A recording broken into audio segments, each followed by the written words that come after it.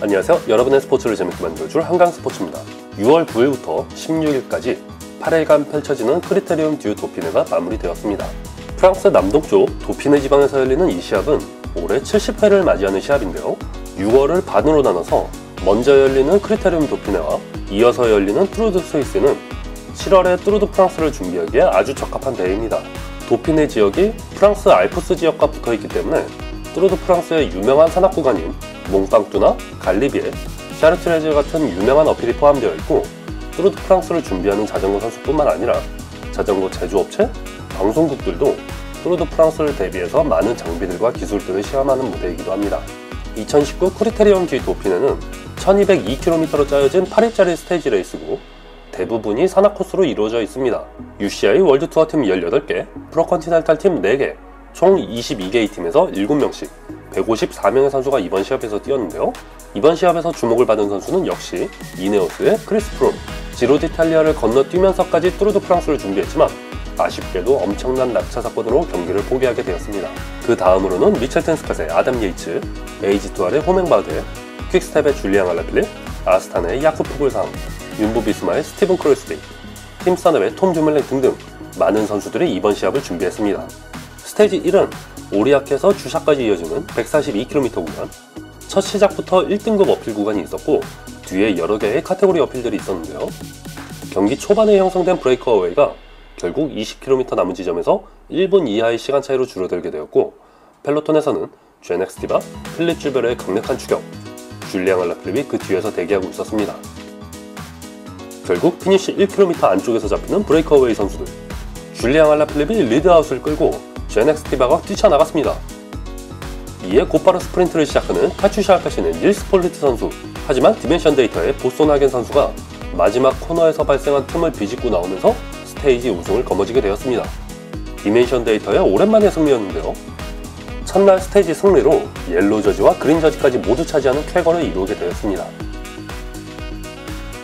스테이지 2는 모리아키에서 크라폰 슈르 아르존까지 이어지는 180km 구간, 많은 어필이 연속으로 나와서 미니 아르덴 클래식과 같은 코스로 이루어져 있었습니다.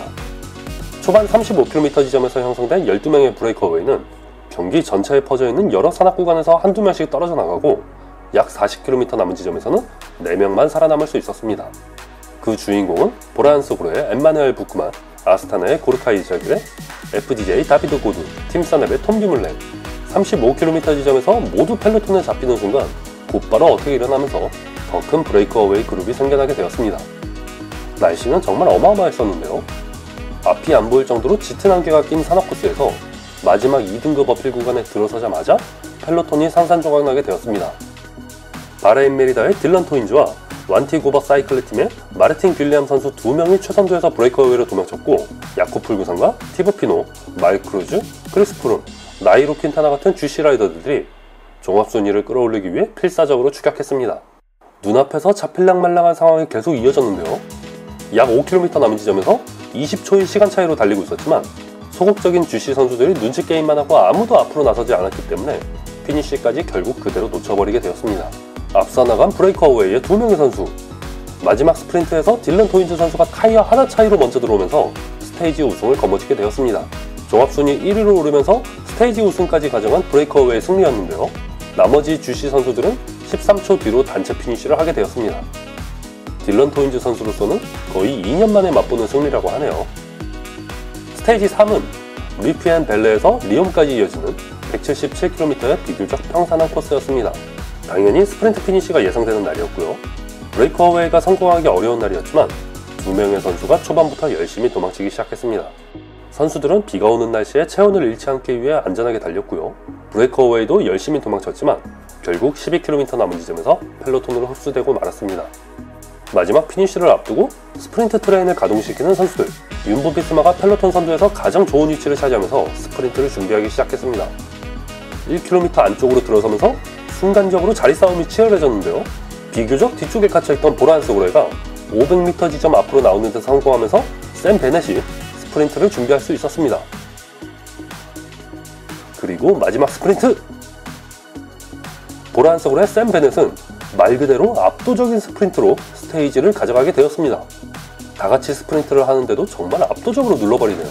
아일랜드 출신의 샘 베넷은 이번 스테이지 우승을 가져가고 바로 뒤로 통과한 윤보 비스마의 바흐 바너트가 2위를 차지하게 되었습니다. 바흐 바너트는 경기가 끝난 후 인터뷰에서 샘 베넷은 나에게 너무 강력한 상대였다고 칭찬을 남기게 되었습니다. 종합순위는 변동 없이 딜런 토인즈가 옐로 저지를 유지하고 있었습니다. 스테이지 4는 호안 지역에서 달리는 26km의 개인 타임 트라이얼 스테이지였습니다. 이 스테이지를 답사하던 중에 크리스 프롬이 낙차를 하면서 크게 다쳤죠. 이날 스테이지는 코스가 약 11.5km 구간에 어필이 하나 있었는데요. 이 내리막길을 내려가다가 사고가 크게 났다고 하네요. 진실의 경주라 불리는 타임 트라이얼 시합, 종합순위가 크게 왔다갔다 하는 시합이기도 한데요.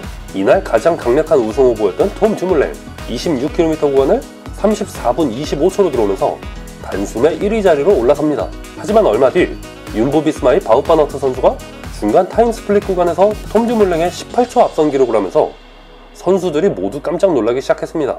강력한 선수들을 누르고 타임 트라이얼 스테이지에서 1위로 올라서는 바흐 바너트 선수, 톰 듀물랭의 무려 47초 앞선 기록으로 들어옵니다.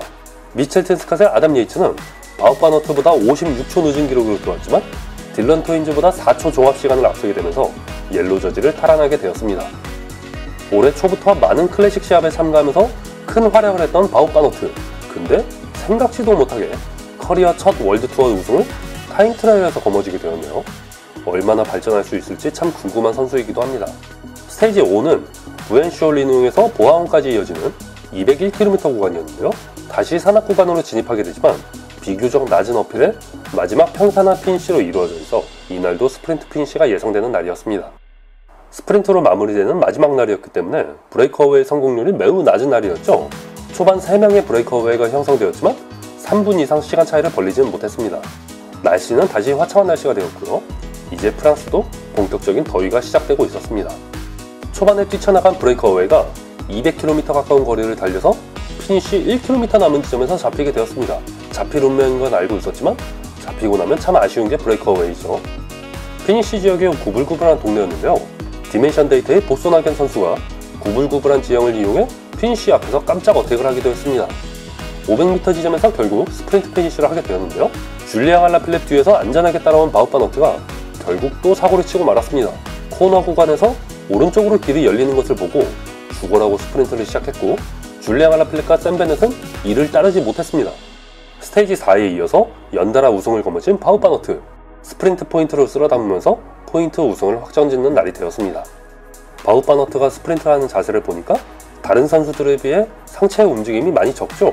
마치 트랙 선수들이 달리듯이 스프린트를 하는 것 같아요. 나머지 GC 라이더들은 다같이 동시간대로 들어오면서 종합순위 변동은 없었습니다.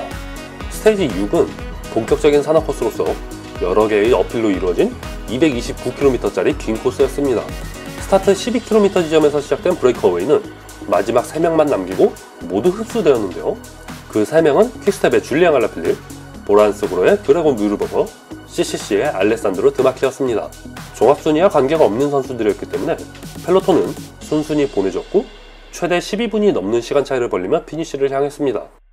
마지막 2등급 어필 구간에서 알레산드로 드마키 선수를 떨어뜨리고 달아나는 2명의 선수들, 200km 넘게 도망쳐서 펠로톤과 6분 이상 시간 차이를 벌리며 브레이크어웨이를 성공시키게 됩니다. 마지막 스프린트에서는 정말 아슬아슬한 차이로 들어오게 되었는데요. 타이어 하나 차이로 먼저 들어온 줄리앙 알라필립이 스테이지 우승을 거머쥐게 되었습니다. 게다가 브레이크어웨이로 쓸어 담은 산악 포인트로 폴카다 저지까지 탈환하는 데 성공했는데요. 올해 들어서 벌써 10번째 월드투어 우승을 가져가는 줄리앙 알라필립입니다. 종합순위는 펠로톤이 6분이 넘는 차이로 들어오면서 순위 변동은 없었으나 스테이지 2개의 우승을 가져간 바흐 바너트가 산악 구간에서 실종되면서 5위에서 34위로 떨어지는 급락이 있었습니다. 스테이지 7은 이번 크리테리엄 듀 도피네의 퀸즈 스테이지로서 1등급 산악 구간 3개, HC급 산악 구간으로 마무리되는 서밋 피니쉬였습니다. 톰 듀물랭은 이날 경기를 포기하면서 다쳤던 다리를 쉬게 하고 뚜르드 프랑스에 집중하기로 했습니다. 출발하고 30km 지점에서 20명이 넘는 브레이크어웨이가 나왔는데요. 이 브레이크어웨이는 줄리앙 알라필립과 아스타나의 알렉시 루첸코 선수도 포함되어 있었습니다. 세계의 1등급 어필 구간을 달리면서 종합순위 상위권에 있었던 알렉시 루첸코 선수가 달아나자 어쩔 수 없이 펠로톤이 빠른 속도로 추격을 해야 했었는데요. 2분 이상 차이를 벌리지 않으려고 노력하면서 브레이크어웨이와 펠로톤 모두 죽어라고 달리는 상황이었습니다. 세 번째 1등급 어필을 오를 때는 어두워지면서 비까지 내리는 상황이 되었는데요. 줄리앙 알라필립은 매 어필마다 콘 구간을 차지하면서 결국 산화강 저지를 고치는 데 성공했습니다. 마지막 HC 등급을 오를 때는 브레이크어웨이는 이미 조각나서 없어지고 펠로톤에서 나선 아스타나의 야쿠 풀구상 선수와 보라한 소그의 엠마누엘 부크만 선수 2명만 남아있었습니다. 종합순위 상위권에 있었던 야쿠 풀구상 때문에 어쩔 수 없이 어택에 나서야 됐던 아담 예이츠 선수. 아담 예이츠와 야쿠 풀구상은 종합시간 7초 차이밖에 안 났기 때문에 이번 어택에 성공하면 종합순위가 바뀔 수밖에 없는 상황이었습니다. 약 800m 남은 상황에서 15초 차이로 달리던 선수들. 하지만 펠로톤에서 가장 먼저 2명의 선수를 잡아낸 것은 이네오스의 바우폴스였습니다. 마지막 어필 구간에서 2명의 선수를 따돌리면서 스테이지 우승을 가져가는 데 성공합니다. 바우폴스도 작년 파리니스에서 개인 타임 트라이얼 우승 이후로 1년 만에 우승을 하게 되었네요. 아담 예이츠는 야쿠 풀구상보다 15초 늦게 들어오면서 결국 종합순위 2위로 밀려나게 되었습니다. 야쿠 풀구상은 2017 크리테리움 G 도피네 이후로 또다시 옐로 저지를 입게 되었습니다. 스테이지 8은 마지막 스테이지로서 크루이즈에서 샴페리까지 이어지는 113.5km 구간입니다. 역시 1등급 어필 구간 2개와 여러 개의 산악 구간으로 이루어진 어려운 코스였는데요. 경기가 시작하자마자 8초 차이로 종합순위 2위를 달리던 미첼 텐스캇의 아담 예이츠가 경기를 포기하게 되었습니다. 어제 비를 많이 맞으면서 체력을 쏟은 것 때문에 고열이 있었다고 하네요. 종합순위 3위를 달리던 EF 에듀케이션 퍼스트의 TJ 반 가드렌이 야쿠 풀구상과 20초 차이로 2위를 달리고 있었는데요. 경기 초반에 형성된 브레이크어웨이 중에 아무도 종합순위에 영향을 미칠 수 있는 선수가 없었기 때문에 아스타나 전체가 펠로톤에서 긴장 없이 달릴 수 있었습니다. 종합순위 10위권 안에 있던 선수들이 모두 펠로톤 안에서 달리고 있었기 때문에 넘어지지 않는 이상 이변 없이 우승을 거머쥘 수 있는 상황이 된 것이죠. 이번 스테이지는 결국 스테이지 우승을 노리는 브레이크어웨이 간의 승부밖에 없었습니다. 어필 구간에서 산산조각난 브레이크어웨이. 결국 미첼 텐스캇의 잭 헤이그 선수와 이네오스의 딜런 반바르 선수만 살아남게 되었습니다. 200m 지점에서 먼저 스프린트를 시작한 딜런 반바르 선수. 잭 헤이그 선수를 누르고 스테이지를 가져가는 데 성공합니다. 2011년 라보뱅크 시절부터 시작해서 커리어 처음으로 월드투어급 우승을 거머쥐게 되었다고 하네요. 마지막 순간에 야쿠 풀구상은 이미 종합순위 1위를 확정짓게 되었지만 2위를 달리던 TJ 반 가드렌과 3위의 엠마누엘 부크만이 단 1초 차이로 2, 3위 싸움을 하고 있었기 때문에 2위 싸움을 위해 죽으라고 달렸습니다. 하지만 TJ 반 가드렌이 방어에 성공하면서 2위를 확정짓는 데 성공합니다. 마지막 스테이지에서 경쟁 없이 우승을 차지하는 야쿠 풀구상. 팀원들이 마지막까지 보호를 해주면서 파란 리무진에 편하게 타고 왔다는 농담을 남겼습니다.